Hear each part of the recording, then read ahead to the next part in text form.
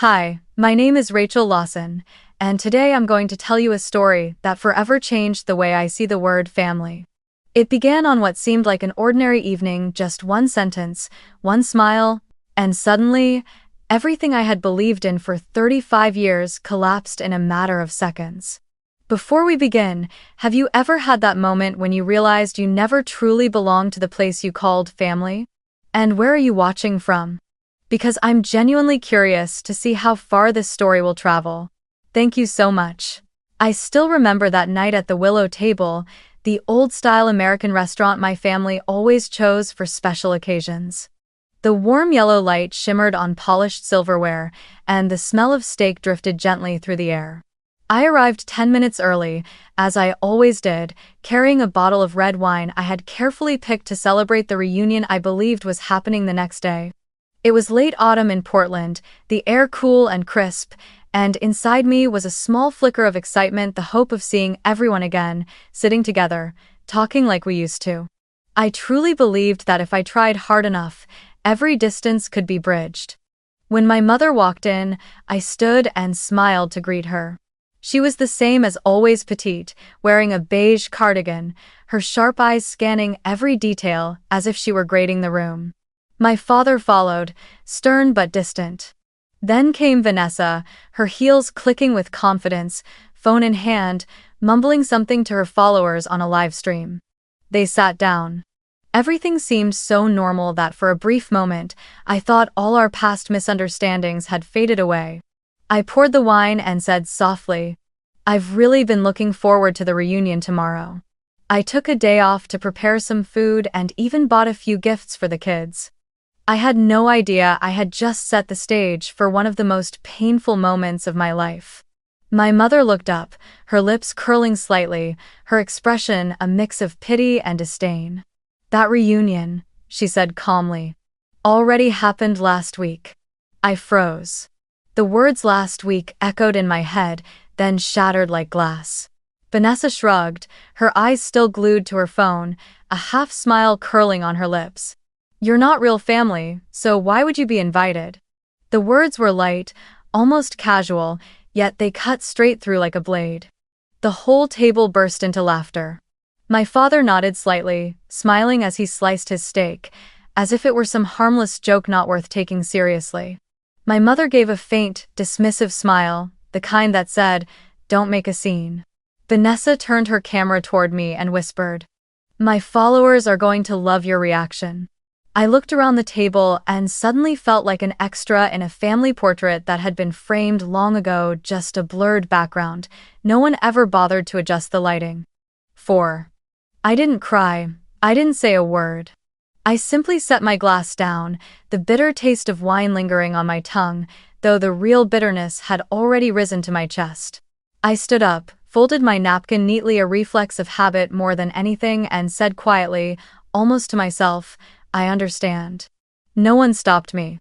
Not a single glance of remorse, not one voice calling me back.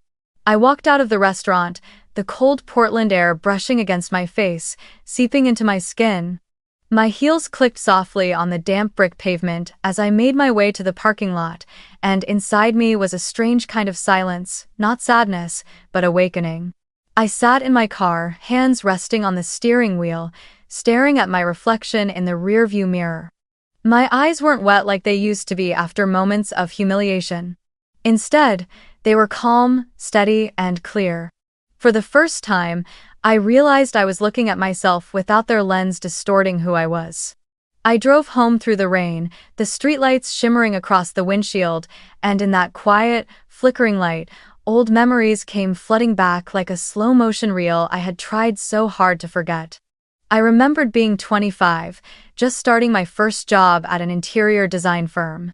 My paycheck barely covered rent and student loans, but one night my father called, saying his car's transmission had failed and he needed a few thousand to fix it.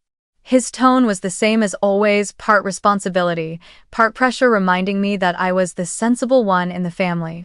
That night, I transferred $2,800 to his account and received only a short text in return. "Thanks, good girl." A week later, I saw Vanessa post a picture with that same car, Captioned, "Family Ride Day," with a heart emoji. I didn't ask questions. I just worked harder, took on extra projects, and kept telling myself I was doing it out of love, not for recognition. When my parents' house in Beaverton received a foreclosure notice from the bank, I was the one who sent them money to save it. 3 years later, I was still the one signing as co-guarantor when they refinanced the new loan. No one ever asked how I managed it. They simply saw it as the duty of the eldest child. In every family conversation, they spoke about Vanessa with pride. "She's so talented, so influential, so loved by everyone." And me? I was just her sister, the reliable one with a steady job. Steady, that word became a label that trapped me for more than a decade. In 2020, the pandemic turned everything upside down. My mother was rushed to the hospital for a heart condition. I remember that night vividly, driving through the darkness from Portland to Salem just to sign insurance papers and pay an advance of $18,000 in hospital fees. My father didn't have enough money, and Vanessa was filming a charity vlog in California. I handled everything: the ICU arrangements, the doctors, the medications, even sending money to my father for his stay near the hospital. During those weeks, I slept in waiting rooms, drank instant coffee, and worked remotely with my laptop balanced on my knees. When my mother recovered, she held my hand with tears in her eyes and said, "You're my blessing." But 2 days later, when she posted a thank you note on Facebook, the caption read, "Thank you, God, for hearing the prayers of my youngest daughter, Vanessa. Because of her, I was saved." I read that line over and over again, my heart tightening each time. It wasn't that I needed praise, it was the realization that, in their story, I had never existed. From that moment on, I learned silence. I kept sending them money every month, just in case, still helped my father with bills, still edited Vanessa's sponsorship contracts, still redesigned her apartment layout for her lifestyle videos. But deep down, I knew I was only maintaining the illusion of a family that had never truly been whole. I used to believe that if I just stayed kind, they would eventually see it. But kindness, in a toxic family, isn't a language of healing, it's a language that teaches others how to keep taking without ever giving back. I remember one time, when Vanessa launched her cosmetics brand, she asked me to redesign the garden space in just 2 days. I did it for free, paid for the materials myself, and even hired 2 friends to work overtime. On the day of the party, my mother said in front of everyone, "Vanessa designed it all herself, she has such great taste." I stood behind her, paint still on my hands, smiling as if it didn't matter. Eventually, I even began to believe that being forgotten was simply natural. Those years, I was like a quiet worker in the background of their story, the one who cleaned, fixed, and saved things, but was never the main character. Caring for them became a reflex. When the phone rang, my heart would race because I already knew it would be, "Rachel, Mom needs your help with this," or "Rachel, Dad needs money urgently." I had grown used to never being asked, "Are you okay?" And as I got older, I understood that one-sided love isn't really love at all, it's depletion. I once broke down crying while drafting plans at midnight, remembering how my mother had told a neighbor that I never cared about anyone. She said it right in front of me and still managed to smile as if it were a funny anecdote. I smiled along so she wouldn't lose face. My greatest skill was making everything look fine even when I was breaking inside. After that night at the Willow table, when I heard them say I wasn't real family, I finally understood that all those years I had been paying for something they never valued. I had been the one holding them together with money, time, and silence. But in return, they saw me only as a source, not as someone who belonged. My trust hadn't shattered in a single day, it had rotted slowly, piece by piece, through every moment I was forgotten, every time my work was stolen, every time I was cut out of the picture. And when the wine glass on that restaurant table shattered inside me, I knew those fragments could never be pieced back together again.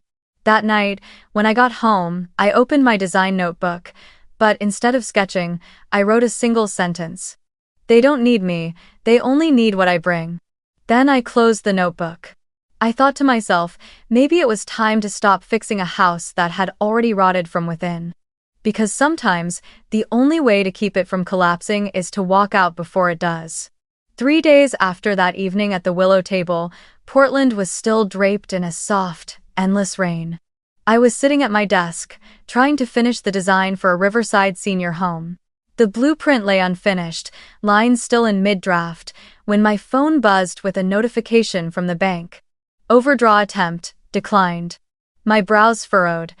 A transaction for just over $3,000, exactly $3,200, had been denied because the person attempting to withdraw had no access rights. Account name, Lawson Family Emergency Fund. I had created that account 3 years ago after my mother's heart attack, thinking it would be a safety net so that, if something happened, no one would have to worry.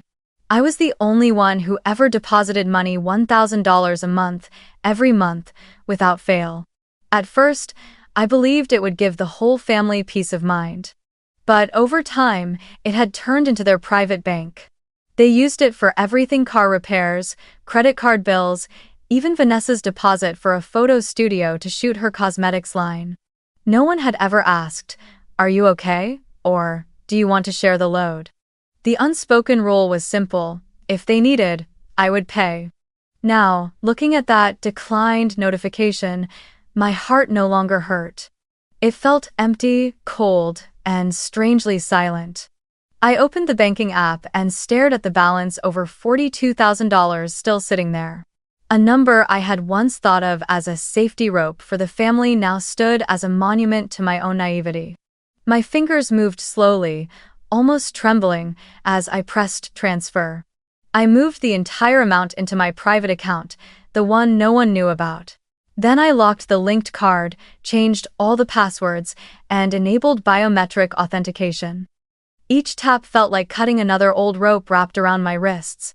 Right after that, I took a screenshot of the transaction declined notice and sent it to my father with a single line: "Payment denied." Must be that family-only policy.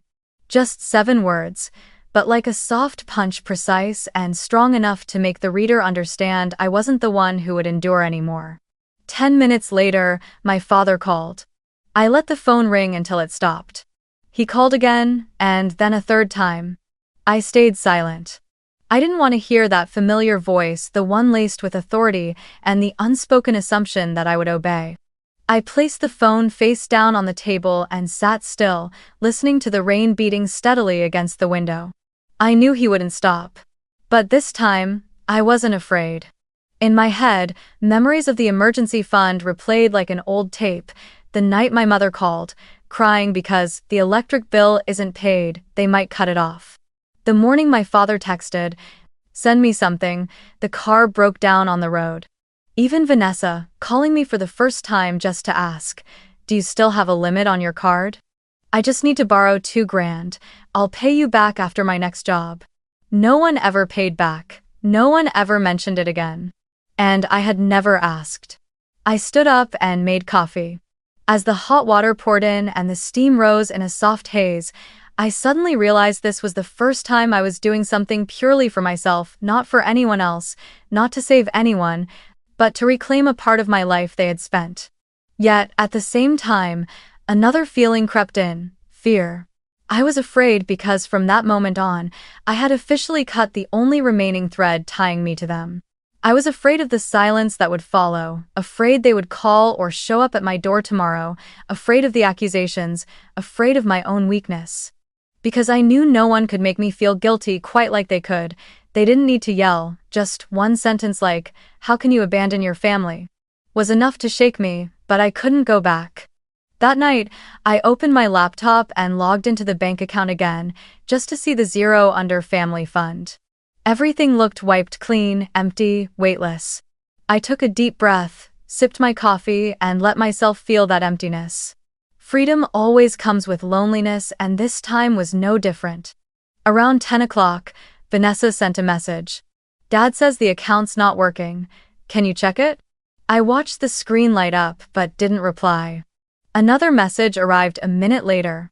"Must be a bank error. Mom's worried." I let out a small laugh. "No, are you okay? No, are you upset? Only, where's our money?" I set the phone down and stepped out onto the balcony. The rain had stopped. The post-rain air was damp and cool, carrying the faint scent of wet leaves. In the distance, the Hawthorne Bridge glimmered, cars lined up one after another. Everything out there kept moving as if no one had just ended a 35-year relationship with their family by pressing a single transfer button. Inside me, emotions tangled strangely, lightness mixed with trembling. What does freedom taste like? Perhaps it tastes like cold air, like silence, like fear braided with relief. But I knew this was only the beginning. I had cut the cord, and the people on the other end of it would not stay still. The next evening, just as I turned off the living room lights and was about to make myself a cup of ginger tea, a knock echoed at the door. At first, it was 3 short taps, then quickly turned into loud, heavy pounding, as if someone were trying to break it down. I glanced at the clock, 8:46 p.m., my heart skipped half a beat. I knew exactly who was outside. Each thud against the door reverberated through the walls, straight into my chest. I walked to the door, but didn't open it right away. I looked through the peephole. Just as I expected, my father, my mother, and Vanessa. My father stood in front, face flushed red, eyes burning with anger sharp enough to pierce through the wood. My mother stood slightly behind him, arms crossed, wearing that familiar look of wounded innocence I had seen 1,000 times before. And Vanessa, as always, held her phone up, camera pointed toward me, her hair in a tight bun, lips slightly curled, recording, no doubt, for one of her reaction videos. I didn't open immediately. I let them stand there for a moment, listening to the sound of rain pattering on the porch roof, and my father's voice growling through the door. "Rachel, open this door. Did you really cut off your family's money?" Each word landed like a hammer blow against old memories. Every time he had shouted like that, when I hadn't transferred money fast enough, when I dared to question who actually paid the bills. I took a deep breath, turned the lock, and opened the door just a small crack. The cold air rushed in, carrying my mother's perfume mixed with the faint smell of tobacco from my father's coat. "What's going on?" I asked, my voice steadier than I expected. My father glared, pointing a finger at me. "Don't play dumb. That account was family money. Who do you think you are, locking us out like that?" I looked him straight in the eye, unblinking. "That account is under my name. I created it to help, not to be taken advantage of." "No," my mother cut in, her voice trembling but sharp. "Watch your tone. That fund was for the family. Your father and I used it for everyone. What's wrong with that?" I let out a short, dry laugh. "What's wrong is that you said everyone, but the only person who ever put money into it was me." Vanessa kept recording, the light from her phone casting a pale glow over her face. "Are you turning this into a documentary or something? This is such a Netflix-level family tragedy," she sneered.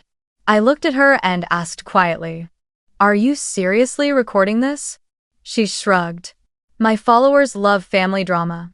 Don't act like this is new to you." My father snapped his head toward her and barked, "Turn that phone off."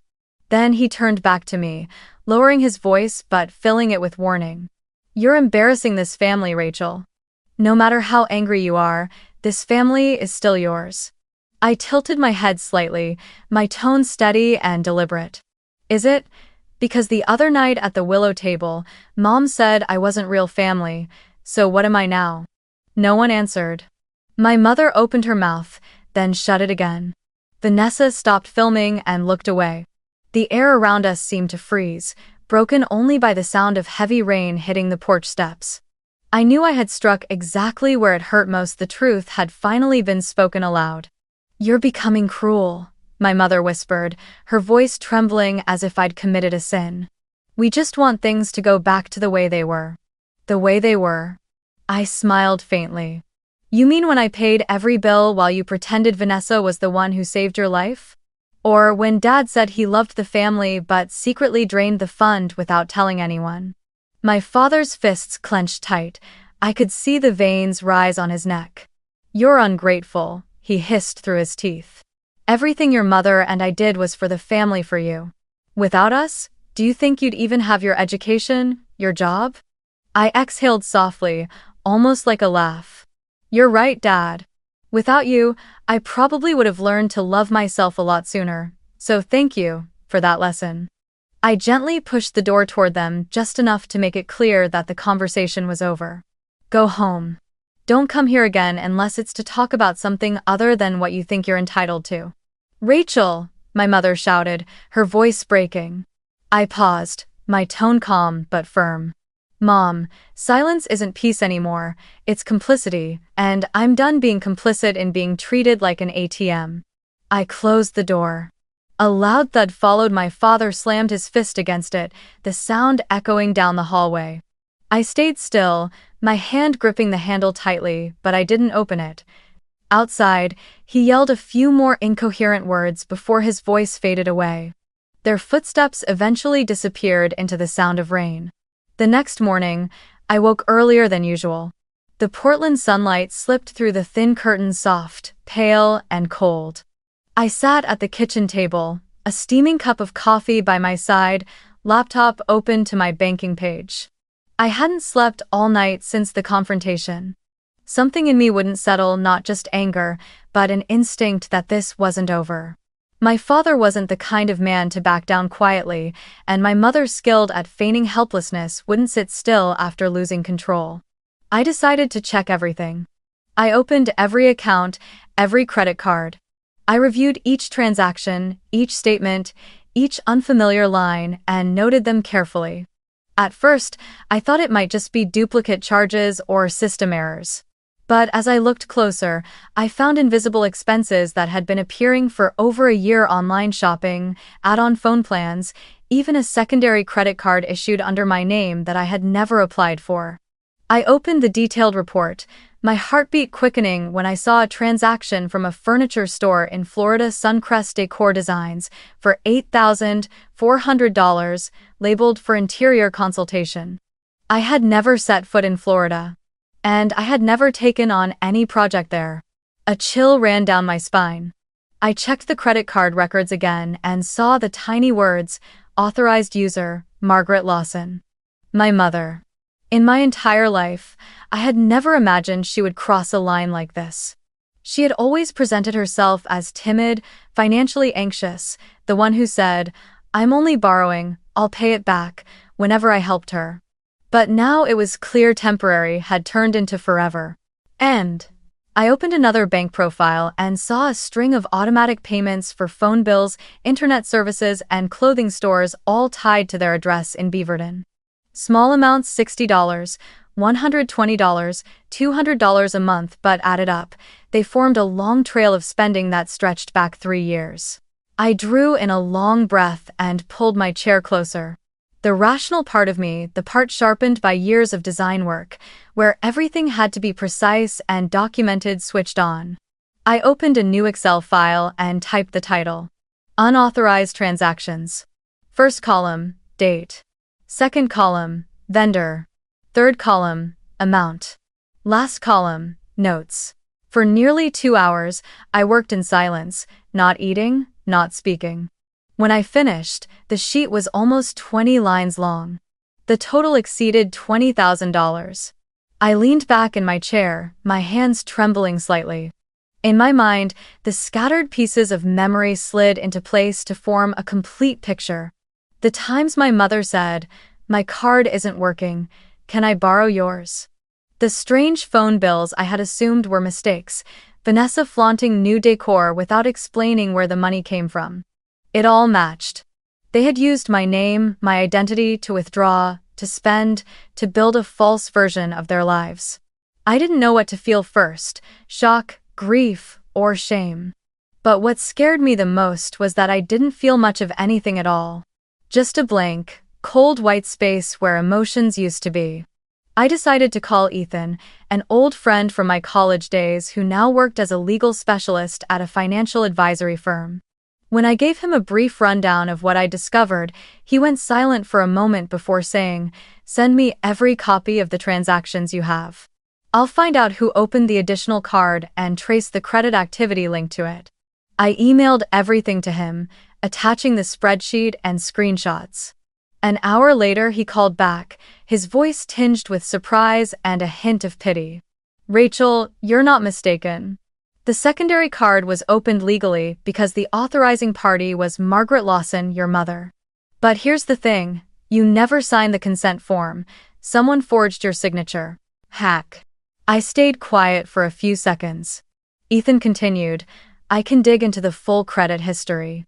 And if you want, we can file an identity theft claim. But you need to be prepared, this isn't just about money. This is a criminal offense. I understand, I said softly. Do whatever needs to be done. That afternoon, he sent me the full report. Among the transactions were transfers into Vanessa's account labeled personal allowance. Some invoices even matched items featured in her videos: the vanity set, the blue velvet chair, the round Hollywood-style lights she'd once boasted about buying with her own hard-earned money. I printed everything out and arranged it neatly into a red folder. Each page felt like a small blade, slicing through the last illusion that any honesty remained between us. I sat staring at the folder on my desk. No anger. No tears. Only absolute coldness. I had always believed that if betrayal ever came, I would collapse. But when it actually happened, my mind felt sharp, clear as crystal. I no longer saw myself as a victim but as someone who had finally opened her eyes to a house that had been smoldering for years. They hadn't just taken my money, they had taken my dignity, my trust, and even my name to build the image they wanted to protect. Before going to bed, I opened my phone and scrolled through my mother's Facebook page. The newest photo showed her standing beside Vanessa in front of their house, the caption reading, "Family where all love begins and never ends." I stared at that photo for a long time, then put the phone down and whispered to myself, maybe she's right, but sometimes love has to end so someone can finally begin again. I turned off the lights but didn't fall asleep right away. Outside, the cold wind moved through the trees, carrying a low murmur like a reminder. The truth had surfaced, and there was no way back. The next day, as I sat at my desk, the glow of my laptop screen reflected off the red folder the stack of evidence I had printed the night before. The apartment was silent except for the steady sound of rain falling outside the window. I didn't know what to do next. Part of me wanted to hand everything over to the police. Another part wanted to close the laptop and disappear from this city, leave it all behind. Just then, my phone vibrated. On the screen appeared a name I hadn't expected: Walter Green. My grandfather. The man my family had cut off nearly 10 years ago. I froze for a second, then pressed answer. Rachel. His voice was deep, slow, tremoring slightly with age but clearer than ever. I know everything. They've treated you terribly. Oh. I couldn't respond right away. I just exhaled softly. Grandpa, how do you know? He chuckled lightly on the other end, the sound rough but warm. Did you forget? I still have a few friends at the bank. Everything finds its way back to me. But don't worry, you're not crazy, you're just waking up. I bit my lip, tears rising for reasons I couldn't fully explain. Just a few words, but they tore open the cold silence I'd endured for years. I tried to keep my voice steady. They used my name to take loans, open cards, spend money. I don't recognize them anymore. On the other end, he sighed a sound that seemed to stretch across time. Rachel, this didn't start recently. I'm afraid you don't know that I've been a victim of theirs too. I frowned. What are you saying? I set up a fund called the Green Family Trust Fund when your parents got married, he said slowly. The purpose was to help them if they ever ran into trouble, so they wouldn't have to borrow from loan sharks. I gave them limited access, $20,000 a year. But recently, when I reviewed the records, I discovered withdrawals that were more than double that limit. When I asked the accountant, he said your parents had submitted an additional temporary authorization. I went cold. Temporary authorization? But you never signed anything. One? Exactly, he replied, his voice tightening. I never signed a thing. The signature on file is forged, and the person who signed in my place was your father. I sat up straight, my heart pounding. The pieces began to lock into place. They hadn't just used my name to take money, they'd forged my grandfather's signature, the only person in the family who had ever helped them without conditions. "Grandpa, do you have proof?" "Yes," he said firmly. "You should come see me tomorrow. I want you to look at all the documents yourself. I've also had my own lawyer review everything. If the forgery is real, this is a criminal act, and I'm not staying silent anymore." I sat there, stunned. All these years I'd thought of him as a rigid old man, the one who had once shouted at my mother for trying to sell a piece of inherited land without asking him first. After that, my mother cut off contact, telling everyone he was controlling and stingy. I had believed her, avoiding him because I thought he didn't want to see me. But now, his voice came through the phone warm and clear, like the only person truly on my side. The next morning, I drove south through the city. My grandfather's house sat on a rise in Forest Park, an old dark brown wooden cabin with moss creeping around the porch. I hadn't been there in over 8 years. As soon as I stepped inside, the smell of pine and strong coffee spread through the air, filling me with an odd sense of calm. He was sitting in the living room, a wooden table in front of him covered with files, envelopes, sealed documents, and stacks of bank statements. He looked at me, his eyes gentle but resolute. "Sit down, Rachel. I think you need to see this." Saturday.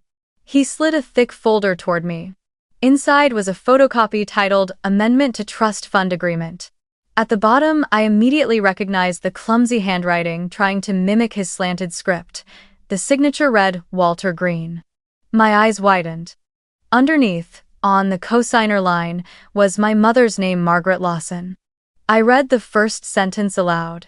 "I, Walter Green, agree to allow Margaret Lawson and her husband, Robert Lawson, to withdraw an additional $50,000 from the Family Trust Fund for emergency reasons. Date signed, 2 years ago." I turned to him, speechless. He nodded slowly. "I never signed it, and there was no emergency. They forged my signature, faxed it to the bank, and withdrew the money themselves. I only discovered it when my accountant sent me this year's audit report." He paused, looking at me with a kind of sorrow. "Rachel, I let them do this for too long. I thought silence would keep the peace. But I was wrong. My silence made me complicit." I stared down at the papers, the numbers blurring in front of me. "They've taken your money, and mine. This isn't just greed, it's reckless." "Exactly," he said. "And now it has to stop." He opened a smaller envelope and took out a handwritten note. "These are the withdrawal slips. Look closely."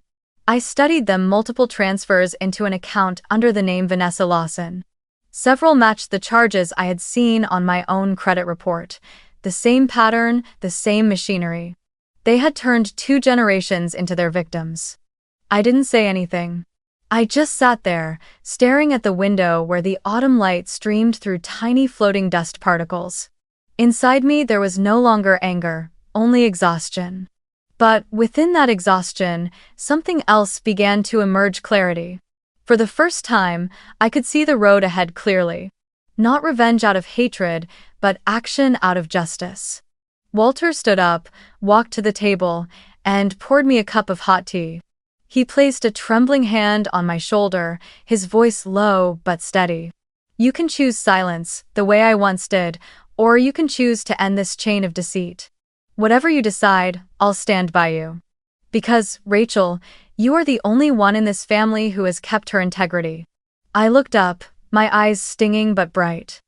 "Grandpa," I said slowly, "if they can forge your signature and use my name, then neither of us has anything left to lose, so let's see this through." He nodded, his frail hand tightening slightly around mine. "Good," he whispered. "This time, we won't let them rewrite the story." That afternoon, as I left his house, the first rain of the season began to fall again. But this time, I didn't feel cold. I felt like I was walking through a different kind of rain, one of awakening, of resolve. I knew the real storm was just beginning. But at least now, I wasn't alone. 3 days after meeting with Walter, Portland was once again drenched in rain, cold and unrelenting, as if the city itself was trying to wash away something heavy. I had just finished a call with Ethan, my lawyer friend, confirming that the fraud report concerning the trust fund was officially being filed. Everything was in motion slowly, but steadily.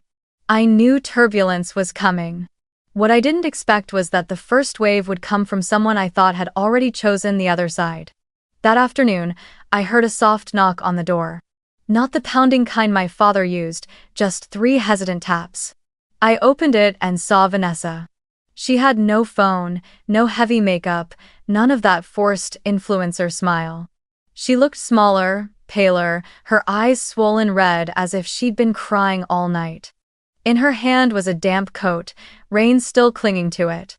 I simply said, "Come in." The apartment was so quiet that we could hear the drip of rainwater from the gutter outside. Vanessa sat on the sofa, avoiding my gaze. Nearly a full minute passed before she spoke, her voice hoarse. "Do you know what Mom told me?" I stayed silent, shaking my head slightly. "She said you were mentally unstable, that you were trying to tear the family apart, that you wanted to sue everyone for money. She told me to post stories supporting her, saying you'd misunderstood everything. I did it because I was scared." I looked at her, not surprised. "Scared of what?" Vanessa gave a weak, trembling laugh as tears slipped down her face. She wiped them quickly, as if ashamed to be seen crying. "Scared Mom would cut me off from the joint account. Scared she'd tell the brands I work with that I'm unreliable. Scared she'd expose the fact that I'm in debt." I frowned. "In debt?" She nodded, lowering her head. "I owe over $20,000. I signed a few skincare promo contracts without reading the fine print. I had to buy the products myself, pay for ads to hit the engagement targets, and then got hit with penalty fees. I ran out of money. Mom told me to ask you for help, but I couldn't. Every time I mentioned your name, she'd say you were selfish, that you only thought about yourself." Her voice broke. "But now I know that's not true." I sighed and sat down beside her. "Mom made you believe everything was my fault, just like she once made me believe everything was my responsibility." Vanessa lifted her head, her eyes glistening. "You know, when Mom was in the hospital in 2020, she made me take a picture of myself praying so she could post it on Facebook.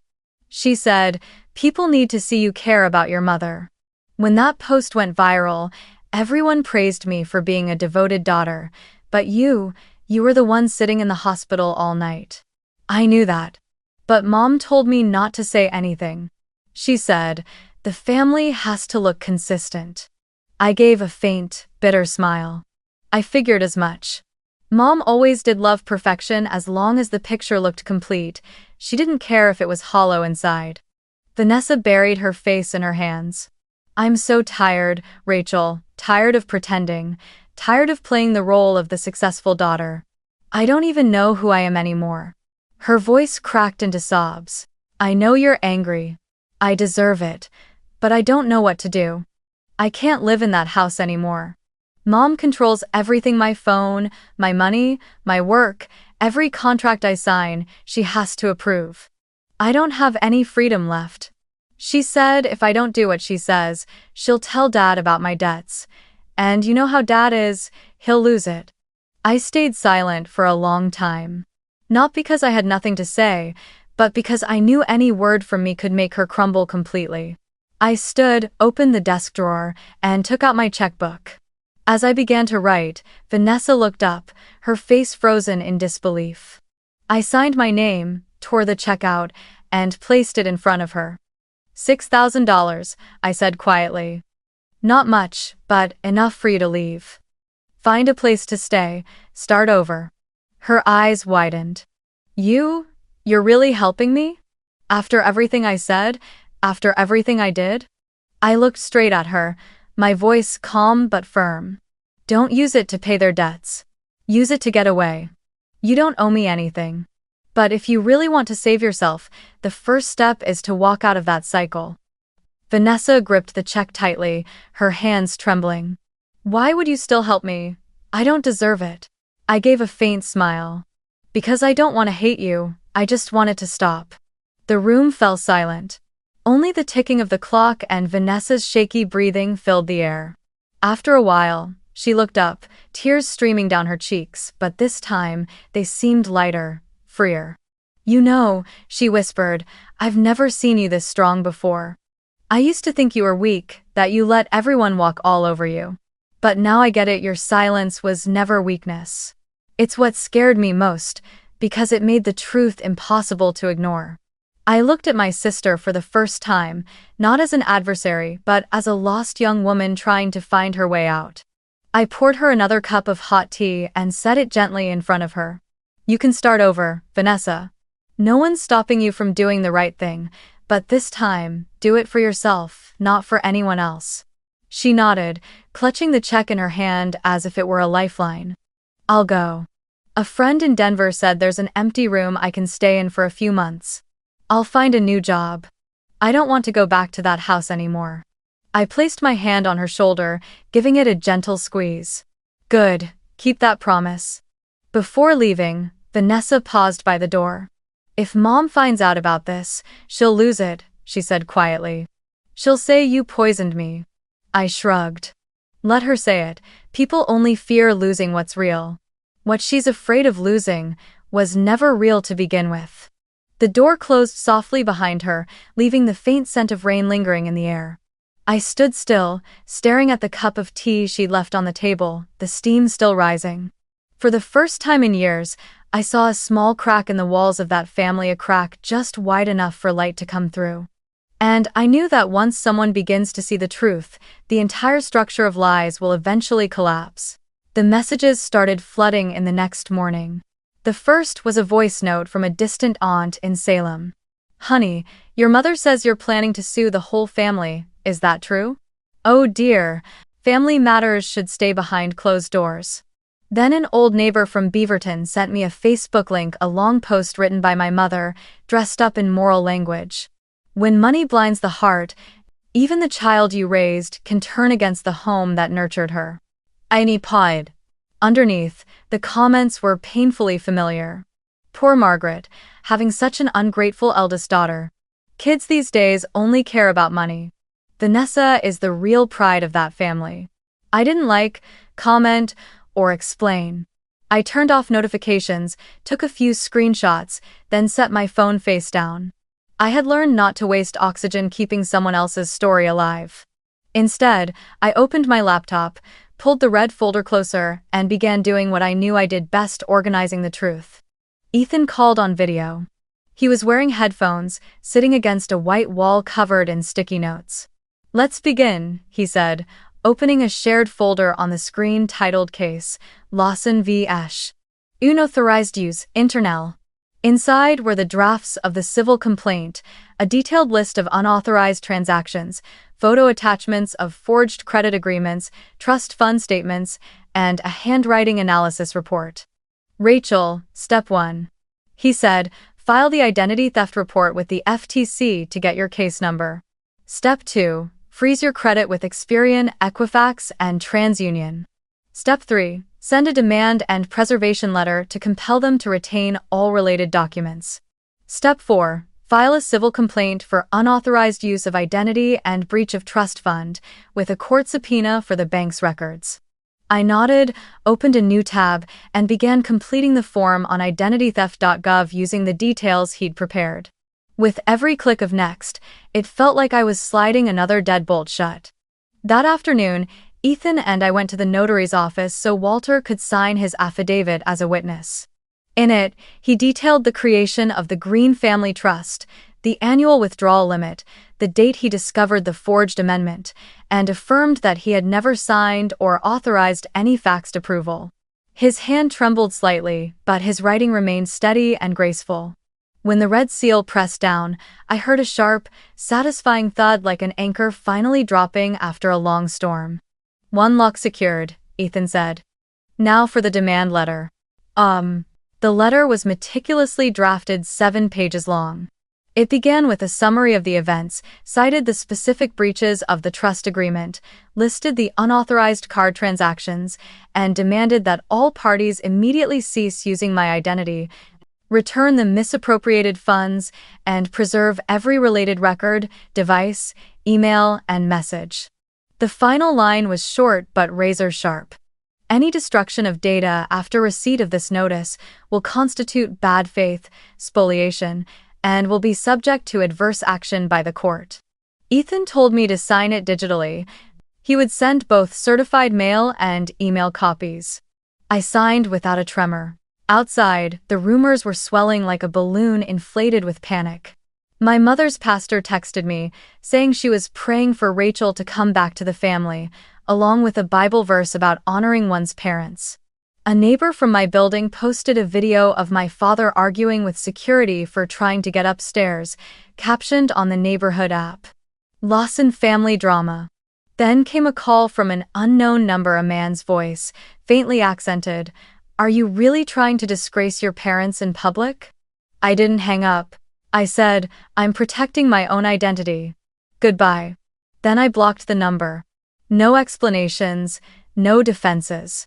The truth would stand on its own when the time came, and I needed to save my energy for the things that had structure, process, and accountability.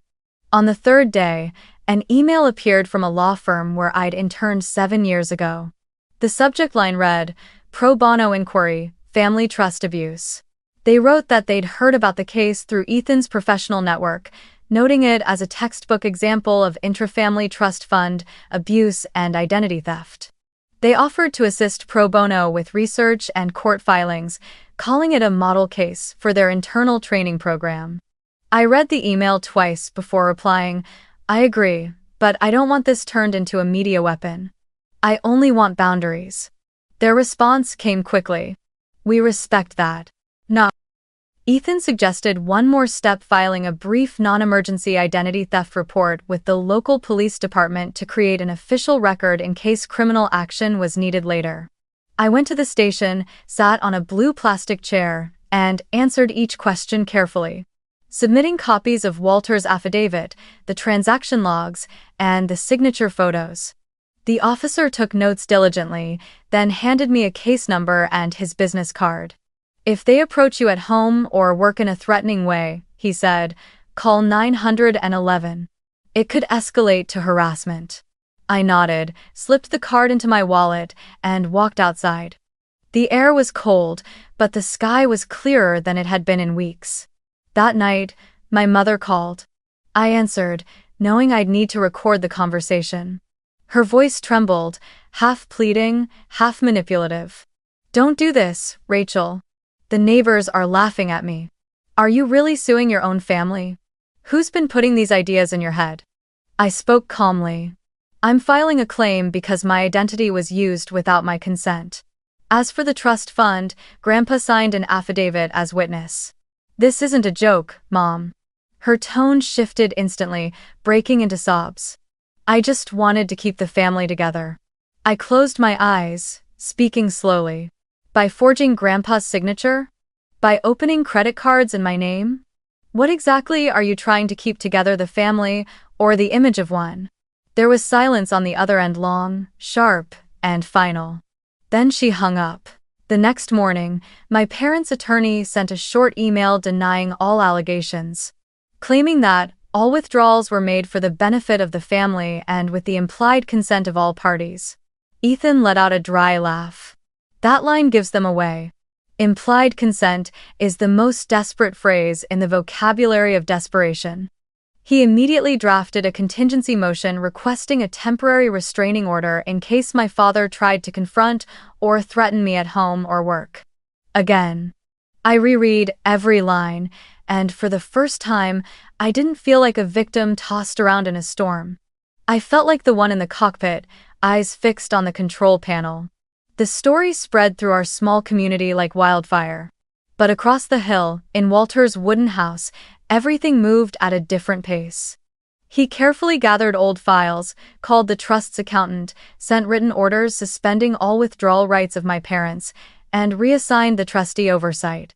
He told me quietly, I've stayed silent for too long.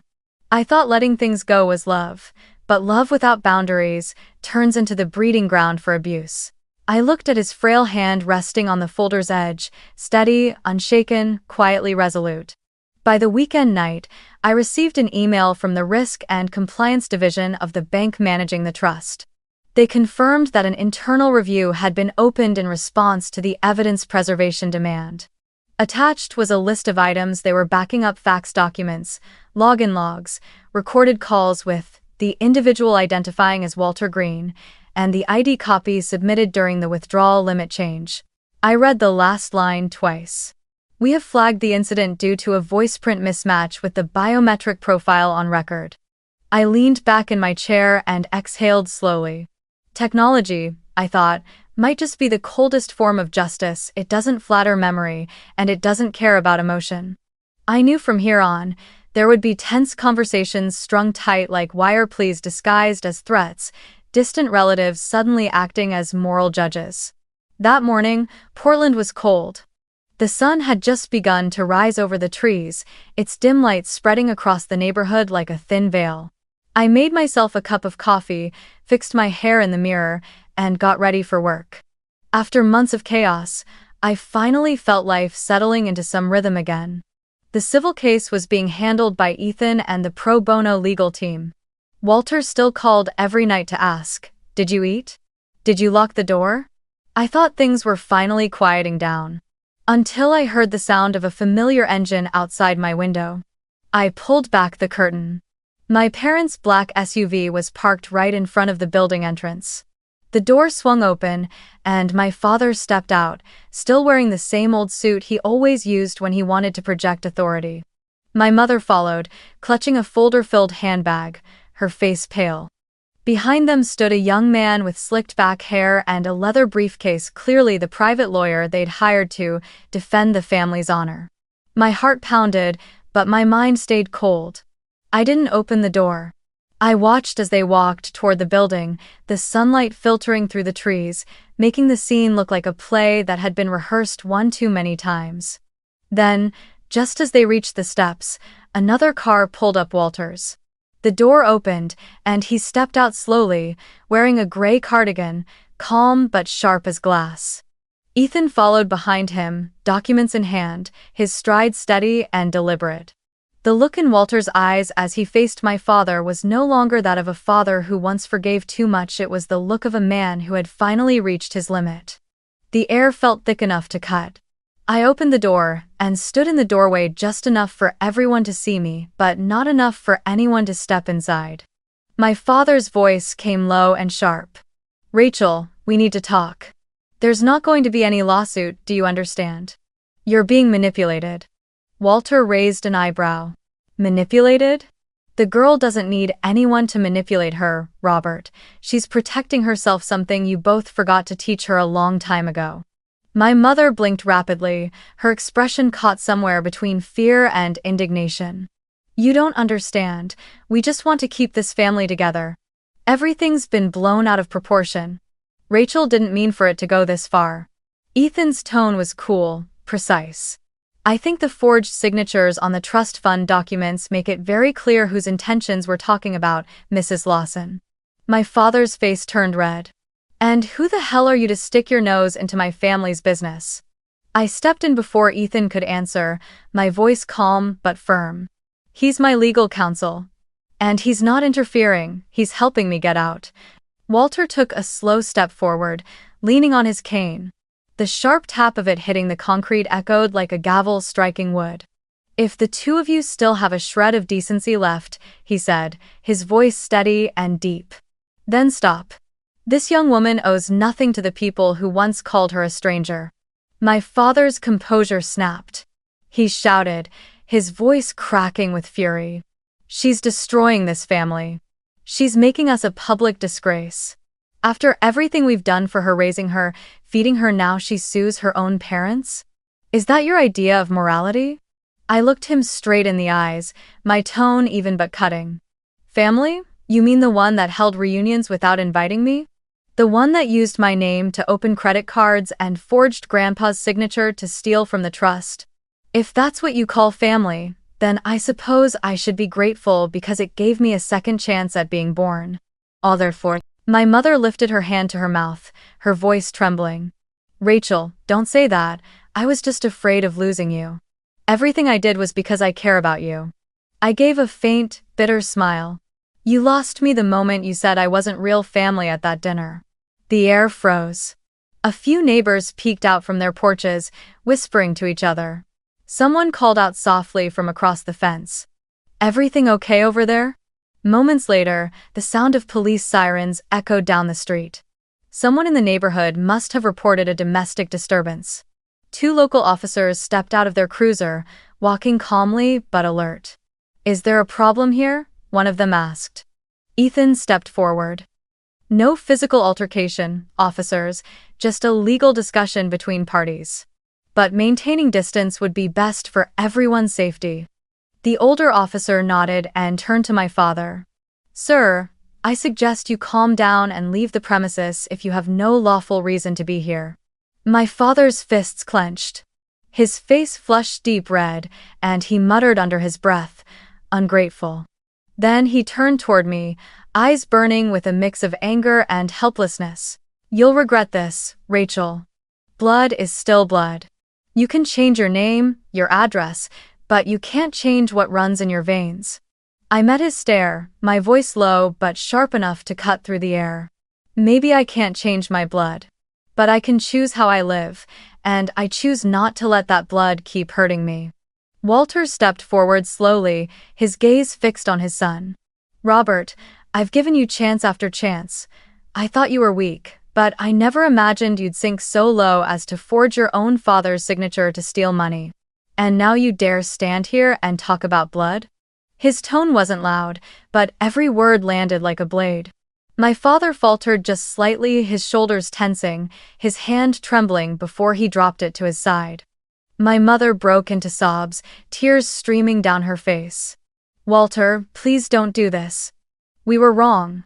But I was only afraid of losing my daughter. I didn't know anything about the money, I swear. It was Robert. He told me to sign because he said it would help Vanessa's career.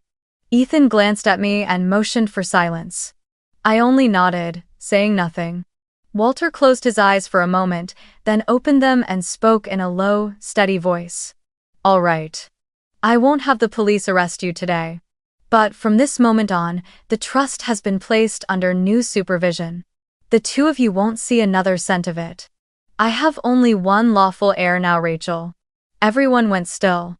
Even the younger officer hesitated for a second. My mother stared at me in disbelief, while my father's face drained of color, his mouth opening but no sound coming out. Walter turned to me, his voice softening. Now you can focus on your own part. I nodded, hot tears running down my cheeks faster than I could wipe them away. A few moments later, the police asked everyone to disperse. My parents walked back to their SUV without a word, shrinking in the distance until they disappeared around the corner. Ethan gathered up the documents, while Walter stood beside me, his hand resting gently on my shoulder. A chapter closed, Rachel. Not pleasant but necessary. I nodded, my voice catching. Do you think they hate me now? He gave a sad, quiet smile. They do. But that isn't your concern, you chose the truth. And the truth, even when hated, is still the only light worth living by. I looked up at Portland's gray sky, where the clouds were beginning to break apart. From now on, I knew I would carry something new, not the weight of guilt, but the weight of freedom. Heavy, yes, but heavy in a way that makes you stand tall. When Walter and Ethan left, I stayed in the doorway, staring at the empty street ahead. The house was silent, but I no longer felt empty inside. I had just watched an entire dynasty of deception collapse, not with an explosion, but with the truth spoken in daylight. And in that final silence, I realized I had taken back the most precious thing they'd ever stolen from me, the right to belong to myself. 3 months after that final confrontation, everything officially ended in silence, no media lights, no headlines, no cameras waiting outside the courthouse. Ethan told me, sometimes justice doesn't arrive with the bang of a gavel. Sometimes it's just paperwork that forces people to finally read every single word. He was right. When the civil judgment arrived, I read it slowly, as if turning the last page of a long, painful chapter. The court ruled that no criminal charges would be filed, since the forgery had been settled privately within the family. but it ordered my parents to repay the full amount illegally withdrawn from the family trust plus interest, as required by law. The management rights were permanently transferred to Walter, with me listed as secondary trustee. And one final line, small but sharp, read: all parties are prohibited from accessing, impersonating, or using the complainant's identity in any financial capacity moving forward. Holding that document, I didn't feel triumph, only release. The need to prove I was right, to be heard, to be acknowledged, it was all gone. Everything had been restored to where it belonged, and that was enough. The family, in the truest sense of the word, no longer existed. But sometimes, collapse is the only way out of a cage painted to look like stability. Vanessa left Portland 2 weeks later. She texted me, "I'm in Denver now. No job yet, but this morning I went for a walk and no one asked what I was doing. For the first time, I feel like I can breathe." I read her message, and something inside me softened. Maybe the freedom I'd fought for wasn't just mine. I still kept in touch with Walter. Every Friday afternoon, we met at a small cafe on the outskirts of the city, the one with dim hanging lights and the smell of warm waffles drifting to the door.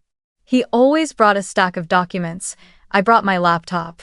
Together, we were building something new, the Greenlight Foundation, a trust to help young people who had been financially exploited or controlled by their own families. Walter once said, "I used to think silence was a form of respect. But no silence only convinces the guilty they have permission to continue." I remember the first day I filled out the nonprofit registration form. In the mission statement section, I wrote, "To create a safe space for those who have paid a price just to be loved."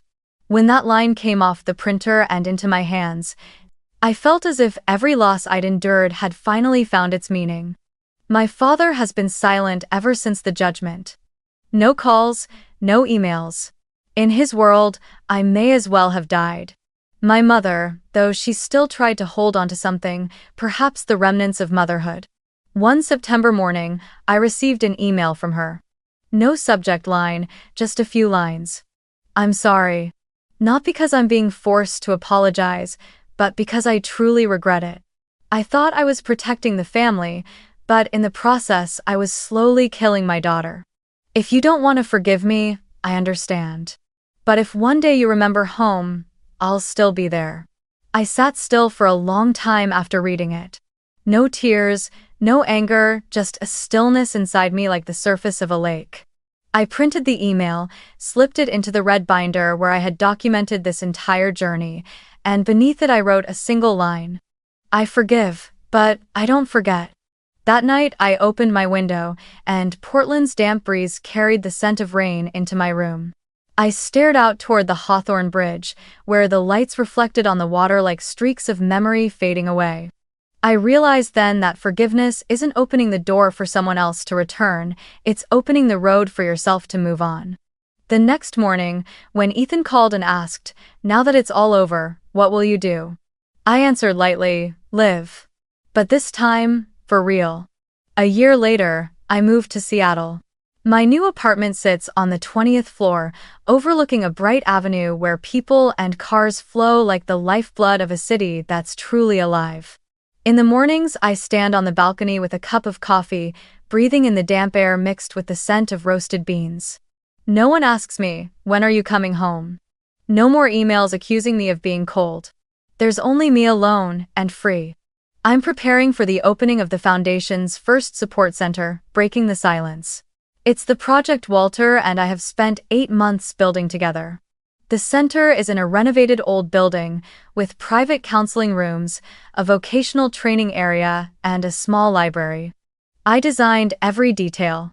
Soft gray, white walls, powder blue upholstered chairs, warm amber lights, everything aimed at creating safety. On the main wall hangs a wooden plaque carved with the words, "You deserve peace, even if you have to build it yourself." On opening day, it's raining again. But the room is fuller than I expected: students, social workers, even a few small press reporters. Walter sits in the front row, smiling with quiet pride. I step up onto the small stage, microphone in hand, looking out at the faces waiting. My voice trembles at first, then steadies. Family is not where we are born, it's where we are seen and not treated as a burden. For a few seconds the room is silent, then applause breaks out. Walter nods, his eyes glinting with emotion. I know this moment isn't just the launch of the center, it's the beginning of a new life for me. That night, back in my apartment, my phone buzzes. A message from Vanessa. I just told the truth on my podcast. I talked about you about how you dared to say enough. I don't know how people will react, but I want them to understand. Silence can kill a person. I smile, looking out through the window at the heavy drops falling under the streetlights. I text back. I don't need anyone to know my story, I just need it to end. I set the phone down and open my old journal, the red binder that's been with me since the beginning. The paper is yellowed, the ink smudged in places, but the last page is still blank. I pick up my pen and write slowly. I once made their lives comfortable. Now I make my own life peaceful. I put the pen down and gaze out over the balcony where the rain still falls. But this time, I don't feel alone. I feel part of the city of life, of the lights reflected on the wet pavement. Tomorrow someone might still call me ungrateful, cold, too hard. But I know I don't have to prove anything anymore. I have crossed the stage where people saw me as a traitor and stepped into the territory of those who save themselves. In that place, quiet is no longer frightening, it's the reward. The rain keeps falling, and I let it, as if each drop is washing the old dust from my soul. From the 20th floor, Seattle shimmers in the night. I smile softly and whisper, not for anyone else to hear, only for myself. At last, I am the real family of my own.